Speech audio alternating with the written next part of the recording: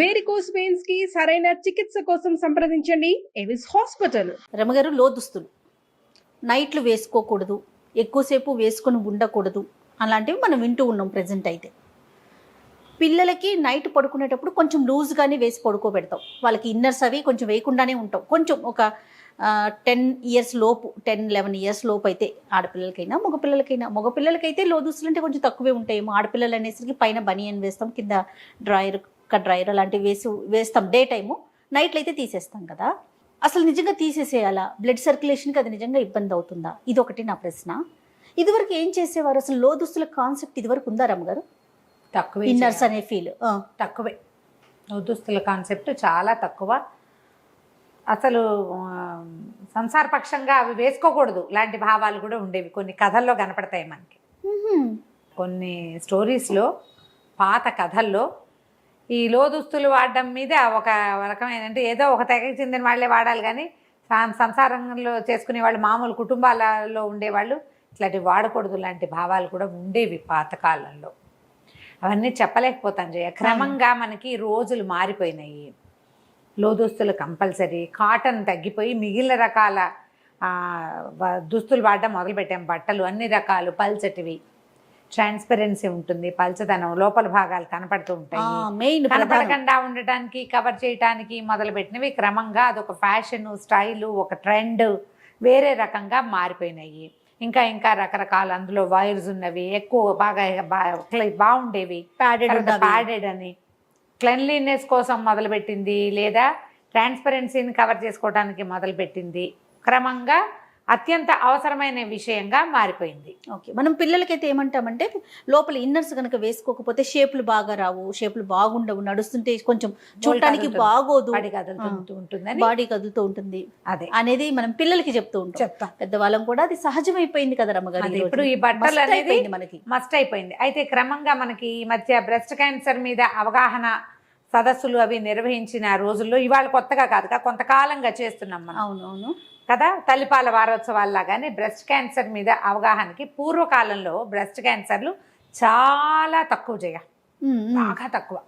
అయితే నేను పుట్టక ముందే మా ఫ్యామిలీస్లో ఉంది. నాకంటే కనీసం ఒక 4 ఏళ్ల ముందు, 3-4 సంవత్సరాల క్రితం మా పెద్దమ్మ ఒక ఆవిడకి బ్రెస్ట్ క్యాన్సర్ వచ్చింది. పాప ఆవిడ గతించింది కూడా.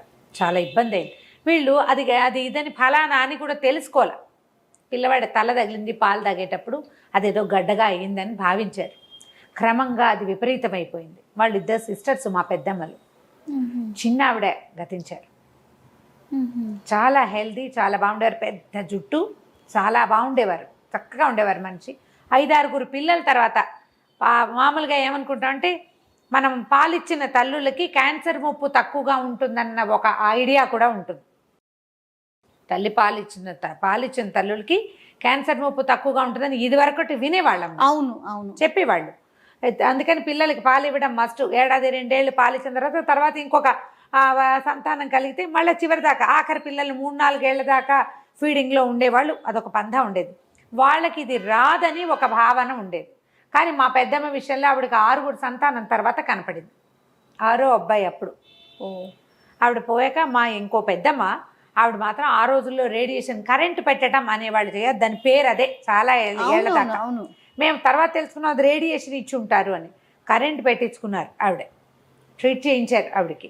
ఆవిడ చాలా సంవత్సరాలు, మా ఇంకో పెద్దమ్మ, రావంజ పెద్దమ్మ అంటే, ఆవిడ చాలా సంవత్సరాలు చక్కగా హెల్దీగా జీవించారు. ఆవిడకి ఏం ప్రాబ్లం రాలేదు. ఈ 2 కేసులు తప్ప ఇంకా అసలు మేము ఎవరిని వినలేదు. ఇటీవల కాలంలో మన సర్కిల్స్లో, క్లోజ్ విసినిటీ, మన పక్కిళ్లలో ఒక సహజమైన విషయంగా బ్రెస్ట్ క్యాన్సర్ కనపడుతోంది. దీనికి కారణము మాకు తెలిసిన ఒక డాక్టర్ మేడం ఎప్పుడో కబుర్లు చెప్పుకున్నప్పుడు ఆవిడ ఏం చెప్పారంటే, అసలు పిల్లలే లేరు ఇప్పుడు, ఫీడింగు లేదు. తర్వాత విపరీతంగా మనం టైట్గా ఉండే బట్టలు వేసుకోవటం, మన బ్లౌజులు, ఆడవాళ్ళ దుస్తులు కారణం అవుతున్నాయి ఒకటి. తర్వాత ఇంకా మనకి కార్సినోజెనిక్ ఐటమ్స్ మనకి చాలా ఉన్నాయి. అన్నీ ప్రతి వస్తువు క్యాన్సర్ కారకంగానే ఉంటుంది. చెప్పలేకపోతున్నాం మనం. అవును ఫలానా ఇదే కారణము అని వాళ్ళు కూడా చెప్పలేరు. ఇవి కారణాలుగా ఉన్నాయి అని మనం చాలా రకాల సదస్సుల్లో, పేపర్స్లో న్యూస్ల్లో చూస్తూ ఉంటాం. డాక్టర్స్ ఏదైనా ఒక సందర్భంలో ఒక డాక్టర్ మేడం ఎవరైనా మాట్లాడినప్పుడు మనం వింటుంటే ఇవి క్యాన్సర్ కారణం కావచ్చు అని. ఆ కావచ్చులో ఇన్నర్స్ కూడా ఉన్నాయి. ఆ క్లారిటీ ఉంది ఖచ్చితంగా. ఈ ఇన్నర్స్ని తాత్కాలికంగా మనం బయటికి వెళ్ళేటప్పుడు మాత్రం వాడి, ఇంట్లో ఉన్నప్పుడు వేసుకోకుండా ఉండడం చాలా మంచిది. మనకి భారతీయ చర్మానికి, భారతీయుల శరీర తత్వానికి గాలి కావాలి.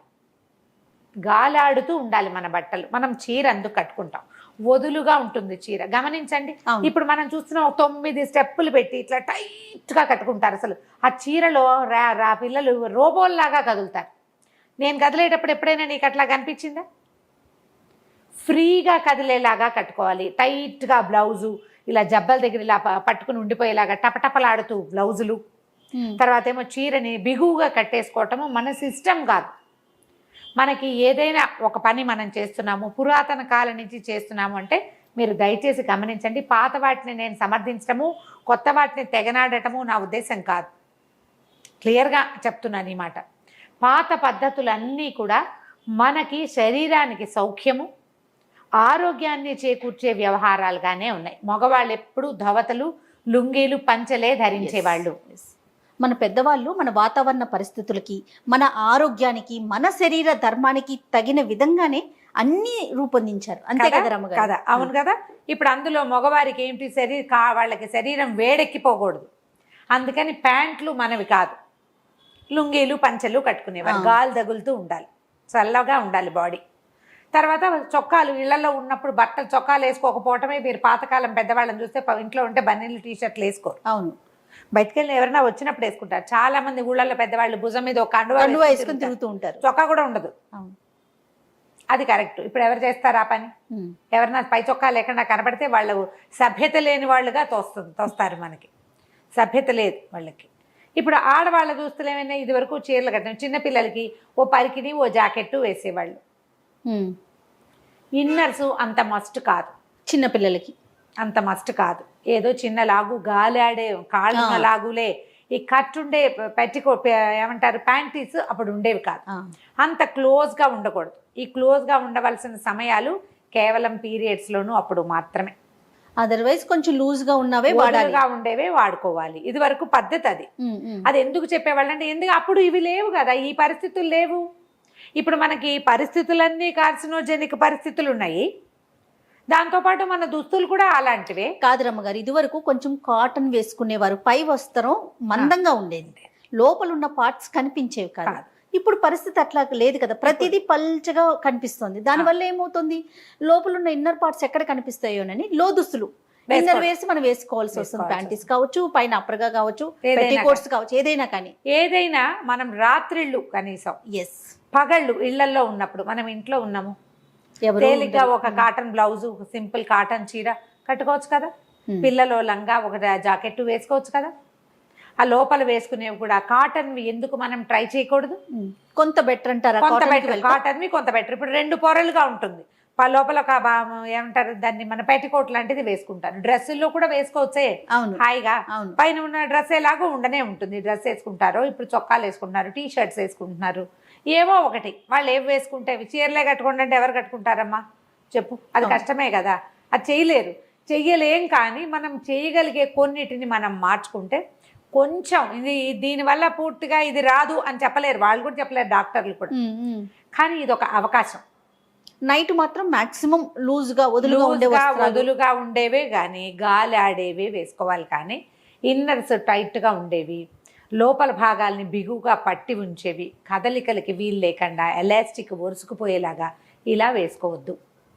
ఇట్లా వేసుకోకూడదు. పిల్లలకి వేయబోకండి. చిన్నపిల్లల్లో కూడా ఇవాళ రేపు చాలా రకాల సమస్యలు కనపడుతున్నాయి. ఈ స్కిన్ ర్యాషెస్ వస్తాయి, ఎలాస్టిక్స్ సూట్ కావు కొంతమందికి. దాన్ని ఏమంటారు, ఆ హౌజరీ మెటీరియల్ కూడా సూట్ కాదు. ఇప్పుడు కొత్త రకాలు వచ్చినాయి, ఇందులో కూడా ఎలాస్టిక్ లేని రకాలు. అవునవును, ప్యూర్ కాటన్లోనే కొంచెం హౌజరీ టైప్లో చేస్తున్నారు, అవి ప్రిఫర్ చేయండి. 1కి 2 వేసుకుంటే అంత కదలిక కనపడకుండా ఉంటుంది. ఎలా ఉందో దాని పదార్థం తాలూకు వైశాల్యము అది కనిపించకుండా ఉంటుంది, సరిపోతుంది. అలా చేయొచ్చు. ఈవెన్ పెద్దవాళ్ళు కూడా అది ప్రిఫర్ చేయొచ్చు. ఇది వరకు ఏం చేసేవాళ్ళు, ఏదో కాటన్ చెప్తుంది, రవికలు వేసుకునేవాళ్ళు. రవిక అంటే ఐడియా ఉందా మీకు? ముడి వేసుకునేవాళ్ళు. బ్లౌజులకి హుక్స్ ఉండేవి కాదు, క్రాస్ బెల్ట్ ఉండేది కాదు బ్లౌజ్కి. ఫ్రంటా బ్యాకారా? ఫ్రంటే.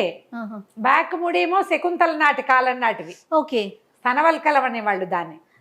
వెనకాల ఇంకొకళ్ళు ముడేయాలి, రెండో వాళ్ళు సహాయం చేసేవి. పాతకాలం ఎప్పటిదో పూర్వకాలపు గాథల్లో తనవలకలము ఒక వస్త్రాన్ని ఫ్రంట్ నుంచి బ్యాక్కి తీసుకెళ్ళి వెనకాల వీటి మీద ముడేయటం ట్రై చేసేవాళ్ళు. అది పాతది.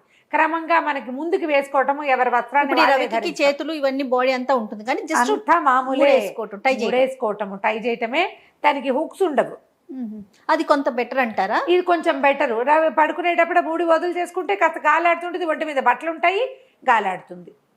పాత పద్ధతి, పాతకాలపు సినిమాల్లో కూడా ఇవి కనిపిస్తాయి. క్రమంగా మనం ఏంటంటే ప్యాడెడ్ చేయటము, వాటికి ప్యాడ్స్ వేయటము, వాటికి క్రాస్ బెల్ట్ వేయటము, దాన్ని టైట్గా చేయటము, బాగా నీట్గా కనపడేలాగా చేయటం, ఇవన్నీ మంచివే. కాలక్రమాన మనం 100 నేర్చుకుంటాం. నేర్చుకున్న ప్రతిదీ మన తాలూకు ప్రజెంటేషన్ బాగుండేలాగానే ఉంటాయి. ఇది మనకి హెల్త్ పరంగా ఏమైనా ఇబ్బంది పెడుతుందా అనేది ఒక క్వశ్చన్ ఎవరికి వాళ్ళు వేసుకోండి. కొంత వయసు వచ్చాక 40s దాటాక తప్పకుండా మమోగ్రామ్ తీయించుకోవాలని చెప్తున్నారు. మమోగ్రామ్ తీయిస్తే ఏమైనా బ్రెస్ట్లో టిష్యూస్ వాచనే మనం సొంతంగా చెక్ చేసుకునేది కూడా ఇవి కనిపిస్తున్నాయి. ఎట్లా బ్రెస్ట్ చెక్ చేసుకోవాలి, శరీరంలో వస్తున్న మార్పులు, ఎక్కడైనా మచ్చలు, పెద్ద పెద్ద కాయలు లాంటివి వస్తున్నాయా, అలాంటివి మనం అబ్జర్వ్ చేయాలి, మనని మనం చూసుకోవాలి. ఈ బట్టల వల్ల ఏదైనా ఇబ్బంది వస్తుందా, టైట్గా కట్టుకోవడం వల్ల ఏమైనా చర్మానికి ర్యాషెస్ లాంటివి వస్తున్నాయా, దురద పుడుతుందా, పిల్లల్ని కూడా అబ్జర్వ్ చేయండి. ఎందుకంటే ఈ రోజున మనం ఏం చెప్పలేకపోతున్నాం. అవునండి, ఈ రోజు హెల్తీగా కనిపిస్తున్నారు, రేపటికి చూస్తే ఏదో చెప్పేస్తున్నారు. ఎంత భయం అనిపించేస్తుంది రమ్మగారు. అవును, పైగా మన కుటుంబాల్లో ఎక్కడైనా క్యాన్సర్ ఇవి ఉంటే కనుక ముందు తరాల్లో తాతలో, నాయనమ్మలో, అమ్మమ్మలో ఎవరైనా ఉంటే తప్పకుండా 40 దాటాక బ్రెస్ట్ చెక్ చేయించుకోవాలి ఎప్పటికప్పుడు. లేకపోతే అది చాలా సులువుగా వచ్చేస్తుంది. ఆ క్యాన్సర్ ట్రేసెస్ ఉంటే అవి తీసేయటము ఏదో చేస్తారు. దాన్ని అంతదాకా వెళ్ళే బదులు మనం రోజువారీ జీవిత విధానంలో కొన్ని మార్పులు చేసుకోవచ్చు కదా. అవును, ప్యాంటీస్ కాటన్వి ప్రిఫర్ చేయండి ఎక్కువ. ఎప్పటికప్పుడు పాడైనవి సంవత్సరాల తరబడి వాడద్దు. తర్వాత ఏమో ఈ వైర్లు ఉన్నవి, ఇలాంటివి ఇన్నర్స్, టాప్ వైర్స్ వాడబోకండి. ఒకవేళ వాడినా తాత్కాలికంగా ఇంటికి రాగానే మేకప్ తోటి చేసుకున్నట్టుగా ఇన్నర్స్ మార్చేసుకోవాలి. ఎక్కువ గంటలు ఒకే బట్టలతోటి ఉండబోకండి, ఇన్నర్స్ తోటి ఉండద్దు. ఇన్నర్స్ శుభ్రంగా ఉండకపోతే చర్మానికి కూడా చాలా సమస్యలు వస్తాయి. టైట్గా ఉండకూడదు. ఇప్పుడు ఇవి ఒకళ్ళు చెప్పక్కర్లేదమ్మా, అవును, డాక్టర్లే చెప్పక్కర్లేదు. మనకి మనం ఆలోచించుకోవాలి కదా. చెమటలు పడతాయి, మనం ఏదైనా పెర్ఫ్యూమ్స్ వేసుకుంటాము, దాని ట్రేసెస్ ఉండిపోతాయి. పౌడర్ రాసుకుని బట్టలు వేసుకునే అలవాటు ఉంటుంది కొంతమందికి. అవి కూడా కంటిన్యూస్గా ఉండకూడదు. 2 పూట్ల స్నానం చేయటం, చర్మంలో ఏవైనా విపరీతమైన మార్పులు కనపడుతున్నాయేమో చూసుకోవటం, ఎప్పటికప్పుడు జాగ్రత్త. మన శరీరాన్ని మనమే గమనిస్తూ ఉండాలని మొన్న మధ్య ఒక డాక్టర్ గారు చెప్తూ ఉన్నారు. గమనించాలి. ఎవరొచ్చి చూస్తారు, ఏదో వచ్చినప్పుడు కాదు, ప్రతిరోజు మనం అబ్జర్వ్ చేసుకుంటూ చేయాలి. ఈ బట్టల వల్ల ఏమోనని ఆలోచించండి. ఇన్నర్స్ మాత్రం జాగ్రత్తగా సెలెక్ట్ చేసుకోండి. అక్కడి నుంచి ఆడ్ షేప్స్, మన శరీరం ఎలా ఉందో అలా కాకుండా వేరే రకం షేపుల్లోకి వెళ్ళకూడదు. సైజులు కరెక్ట్గా తీసుకోవాలి. చిన్న సైజు తీసుకుని ఇరికించి వేసుకోకూడదు.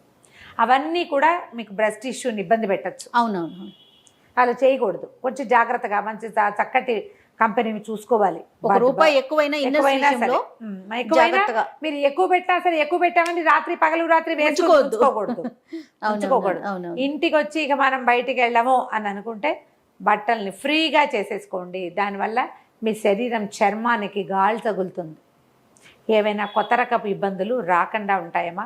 ఇది ఒక సెన్సిటివ్ టాపిక్ కాబట్టి ఇన్ని రోజులు మాట్లాడకుండా. అవును రమ్మ గారు, కానీ ఇంకా ఇప్పుడు ఈ రోజుల్లో ఇక అసలు ఈ టాపిక్ డిస్కస్ చేసే ముందు కూడా నేను మీకు ఆఫ్ స్క్రీన్ ఒకసారి అడిగాను రమ్మ గారు, ఇది మాట్లాడదామా? ఎందుకంటే చాలా మందిని చూస్తున్నాం, నైట్లు ఉంచకపోవటం, టైట్గా వేసేసుకోవటం, ఇవన్నీ ఎంతవరకు కరెక్ట్ అనేది. కానీ ఆన్ స్క్రీన్ మాట్లాడచ్చా మాట్లాడుకోకూడదు అనుకున్నప్పుడు మనం అన్ని విషయాలు చాలా చక్కగా మాట్లాడుకుంటున్నప్పుడు చాలా మంచి విషయం కదా ఇది. ఇప్పుడు టైట్గా బట్టలు వేసుకోవాలి మీ తత్వం. బయటకు వెళ్ళేటప్పుడు అట్లా బాగా చక్కగా అంటుకుపోయి ఉండాలి మీ ఉద్దేశం. అది ఇంటికి వచ్చినప్పుడు ఫ్రీ చేయండి. ఎందుకంటే మీ శరీరమే మీ మేట్, అదే మీతో ఉంటుంది. ఎవ్వరు ఉండరు. మీ డ్రెస్ బాగుందని చెప్పిన వాళ్ళు 1/2 నిమిషం కూడా ఉండరు. మీ శరీరం దానిపై మొయ్యాలి ఆ కష్టాన్ని. అంత కష్టపెట్టబోకండి శరీరాన్ని. కొంచెం కాస్త గాలి ఆడేలాంటి బట్టలు వేసుకోండి. ఇన్నర్స్ తోటి జాగ్రత్త. రైట్. థ్యాంక్ యూ రమ్మ గారు. నమస్తే. నమస్తే.